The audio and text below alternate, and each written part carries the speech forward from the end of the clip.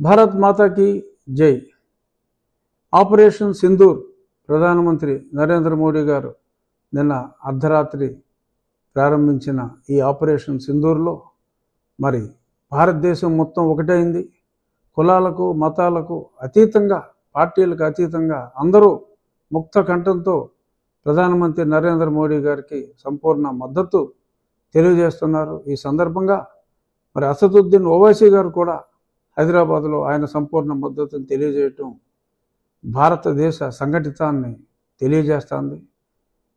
రాబోయే కొద్ది రోజుల్లో ఈ సమస్యకి, టెర్రరిజానికి పూర్తి పరిష్కారం దొరుకుతుందని ఆశిస్తున్నా. మార్కెట్లో హఫీజ్ సయీద్ కూడా మృతి చెందినట్టుగా వార్తలు ఉన్నాయి.